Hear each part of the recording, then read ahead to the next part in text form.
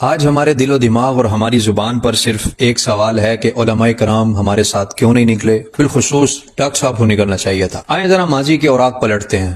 ماضی قریب میں 2017 میں جب فیض آباد دھرنا ہوا تھا تب بھی ایسے ہی حالات ہوئے تھے۔ عاشقان رسول پر ایک قیامت گزری تھی، ظلم کے پہاڑ توڑے گئے تھے، مگر اس وقت ایک مرد مومن، مرد حق، جسے دنیا کنز العلماء کے نام سے جانتی اور پہچانتی اور مانتی ہے، انہوں نے فیض آباد کی حمایت میں احتجاج کا علم بلند کیا اور لاہور میں دھرنا دیا۔ آپ کو دیکھتے ہی پورا ملک جام ہو گیا، حکومت کو مجبوراً گھٹنے ٹیکنے پڑے اور مذاکرات کا رستہ اختیار کرنا پڑا۔ بہت سارے فیصلے ہوئے، بہت ساری باتیں ہوئی، بہت سارے وعدے ہوئے، مگر اس وقت ڈاکٹر صاحب نے لاہور کے مرکزی دھرنے سے یہ اعلان کیا کہ جب تک ہمارے شہیدوں کے خون کا احتساب نہیں ہو جاتا یا جب تک ان کی FIRs نہیں کٹ جاتی، ہم دھرنا ختم نہیں کریں گے۔ بنتا بھی یہ تھا کہ ہم اپنے شہیدوں کا خون رائیگاں کیوں جانے دیں۔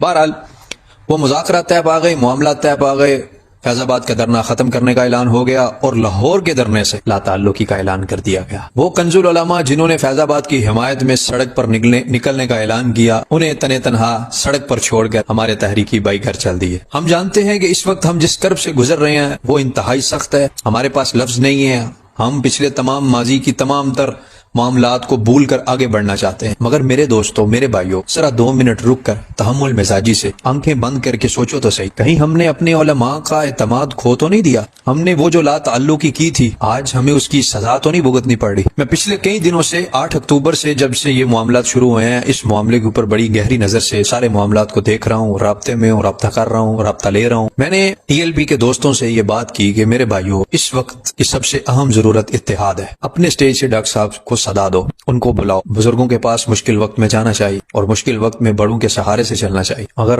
شاید وہ میرے بھائی قیادت سے مجبور تھے، شورا سے مجبور تھے، یا کیا مجبوری تھی، میں نہیں جان سکا۔ 4 دن ہو چکے ہیں آج، 9 اکتوبر سے لے کر آج 13 اکتوبر ہے۔ تنے تنہا ایک ہی مرد مومن سوشل میڈیا کے اوپر آپ کے حق میں آواز اٹھا رہا ہے، اس کا نام ہے ڈاکٹر اشرف آصف جلالی۔ جس وقت 13 کی یہ رات کو، یعنی کہ صبح فجر کے وقت آپریشن شروع ہوا، ہم سب کی نظریں تھیں کہ کوئی عالم دین میدان میں آئے، کوئی بیان دے، کوئی لائیو آئے، کوئی براہ راست مکالمہ کرے، کوئی حکومت کو روکے، کوئی ان ظالموں کو کہے یار گولی بند کرو۔ مگر کچھ ہی لمحے گزرنے کے بعد ڈاکٹر صاحب اپنے پیج سے لائیو آئے، انہوں نے آ کر اسی وقت حکومت کو متنبہ کیا کہ اس ظلم کو روکو، ان لوگوں کے ساتھ بیٹھ کر معاملات کو حل کرو۔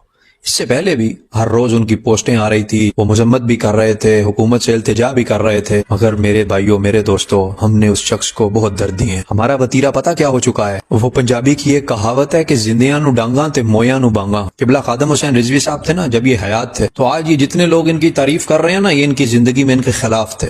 میں آپ کو ثبوت دے سکتا ہوں۔